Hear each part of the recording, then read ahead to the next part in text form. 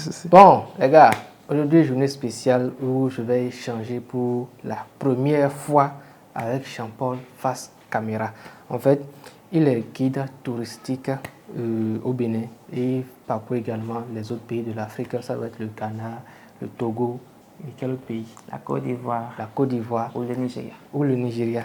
Donc, ce sont ces pays-là qu'il a déjà visités et on ne sait jamais si par hasard, tout hasard, vous décidez de venir découvrir le Bénin, le Togo, le Nigeria, la Côte d'Ivoire.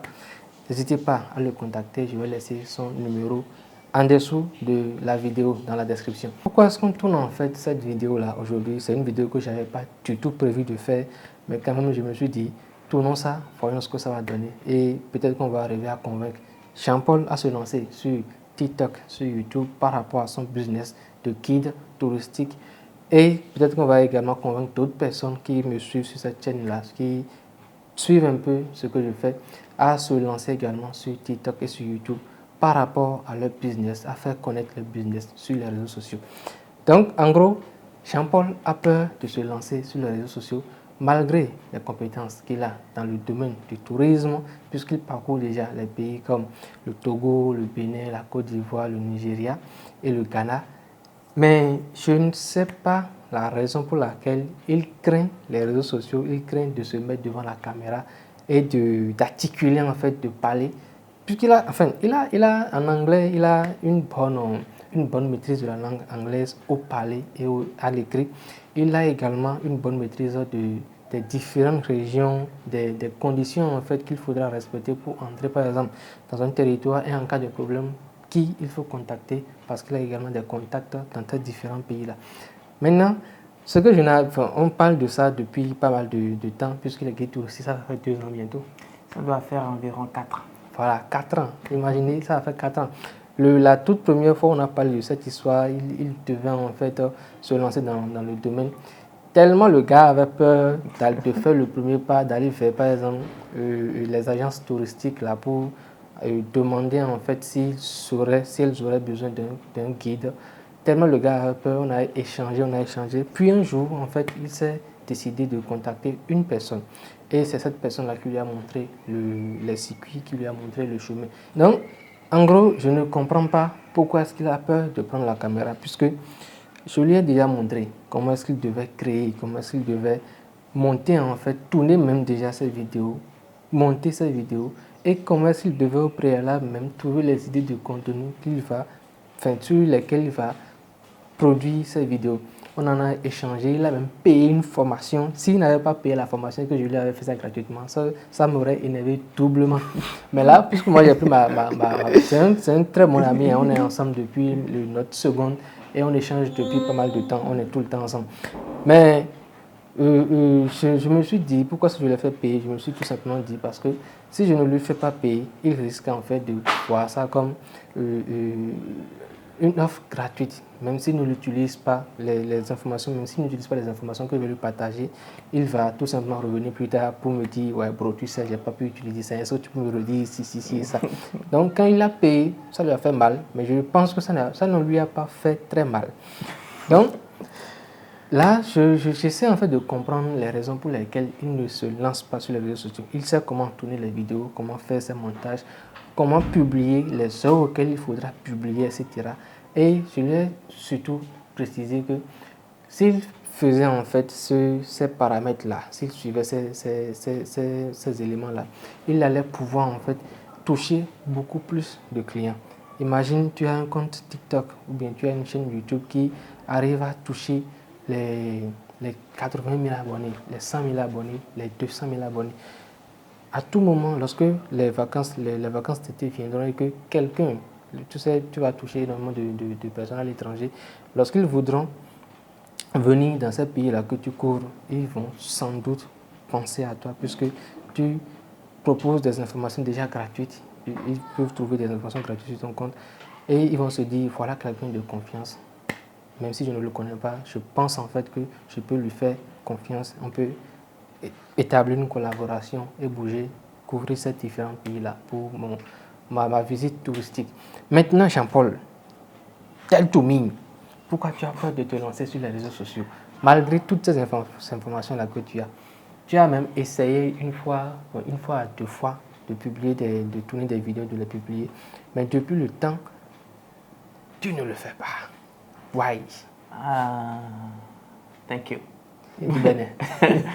Donc, je pense que la toute première chose à prendre en compte, c'est la peur du débutant. Et cela, je pense que c'est dans tous les domaines, hein, que ce soit le tourisme, que ce soit la rédaction web, que ce soit Le YouTube, le YouTuber, le YouTube éditeur. Donc, je pense que dans tous les secteurs, lorsque vous êtes nouveau et que vous faites vos premiers pas, il y a toujours une peur là, au fait, de ne pas vraiment connaître le succès. Et généralement, on se trouve des excuses. Dans mon cas précisément, il y a un peu de ça, au fait, je veux dire. Il y a beaucoup de ça, c'est pas un peu de ça. Et quelles sont tes excuses? Déjà, le manque d'équipement approprié pour pouvoir faire certaines vidéos de qualité. Ça, là, tu as tiré à terre. Le manque d'équipement approprié, c'est un faux problème. Moi, par exemple, attends, je vais te montrer. Je tourne la plupart de mes vidéos TikTok avec mon téléphone. Ce n'est pas un iPhone. Et si tu es en train de vouloir changer un téléphone portable pour faire tes vidéos sur YouTube ou sur TikTok, je te conseille la marque Google Pixel. Ce que j'ai là actuellement, c'est le Google Pixel 4 cell. Et ça tourne autour de 140 000, 145 000. C'est largement suffisant. Ça a une bonne mémoire et ça permet en fait de faire des vidéos de qualité. Il suffit que ça trouve une petite source de lumière et puis tes vidéos, même sans source de lumière, tu es au propre, mon gars. Donc, le problème d'équipement là, c'est un faux problème, mon gars. C'est un faux problème. Tu peux tourner tes vidéos avec ton smartphone. Pourquoi tu ne le fais pas? D'accord, mais bon, la caméra n'est qu'un, je dirais, hein, des équipements dont on a besoin. Il y a le micro, les micros peut-être. Il y a le cadre, il y a la lumière. Le gars là est en train de chercher des excuses. Oui, bon, tous ces équipements là, en fait, ce sont des excuses que tu t'inventes.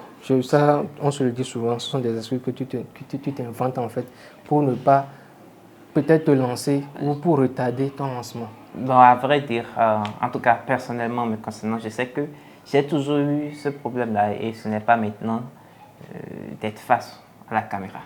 Et déjà même sur les réseaux sociaux, que ce soit sur Facebook, que ce soit sur Messenger, que ce soit sur n'importe quel réseau, TikTok, Instagram ou n'importe lequel des réseaux que nous avons, je ne suis pas vraiment actif.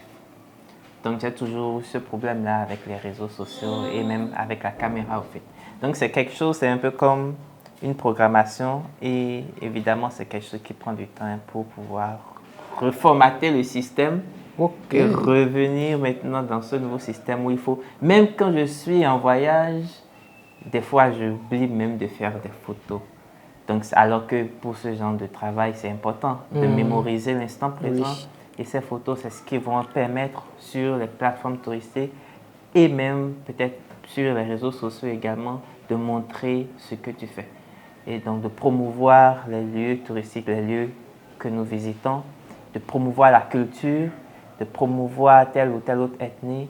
Donc ça, c'est des choses qui sont normalement très, très, très importantes et très indispensables. Mais que j'ai l'habitude des fois même d'oublier de faire des photos et des vidéos. Donc c'est quelque chose qui, certes, est important, mais quand vous n'êtes pas du tout habitué, à un moment donné, voilà. Donc je pense que c'est juste quelque chose qui va peut-être prendre du temps, mais je viens en force avec beaucoup de contenu pour ma chaîne YouTube et aussi TikTok. En fait, c'est comme tu l'as dit, en fait, ce sont des excuses que tu t'inventes pour en fait retarder ton lancement sur ces réseaux sociaux-là. C'est clair, lorsque tu vas te lancer là, il y aura certainement des gens, peut-être même des anciens guides touristiques, des gens qui ont déjà visité ces différents pays, qui vont te dire, qui vont même affirmer que ce que tu dis là est faux, qui vont même te critiquer, même faire des vidéos sur toi pour te dénigrer totalement. Ou même dans les commentaires, tu sens que la personne te hait. En fait, c'est des trucs qui vont arriver. Mais ce n'est pas parce que ce genre de personnes-là existent que tu vas, ce genre de commentaires peuvent venir, que tu vas te limiter en fait. Déjà, quand tu ne fais rien du tout, on te critique. Même quand tu es au chômage, là, on te critique déjà. Tu passes ton temps, en fait, tu vas payer au bord de la voiture, tu reviens à la maison. autour de toi, on te critique. Quand c'est pas lorsque tu vas te lancer dans quelque chose, tu vas te lancer dans un truc nouveau, qu'il n'y aura pas de critiques. Donc, ce que moi je me dis souvent, tu as remarqué mes débuts, c'était pas facile devant la caméra. Je répétais, j'avais pas de script. Je répétais à maintes reprises avant d'avoir une vidéo peut-être de 2 minutes, de 3 minutes de qualité. Mais aujourd'hui, par exemple, je peux prendre mon équipement, tourner facilement devant la caméra, etc. J'ai aussi mes défauts, etc. Mais quand même, c'est beaucoup mieux par rapport à il y a 1 an, il y a 2 ans. Donc, si tu ne commences pas maintenant et que tu te dis que tu dois absolument attendre d'avoir tel ou tel autre équipement, tu vas juste retarder le fait que tu vas juste retarder ce lancement-là.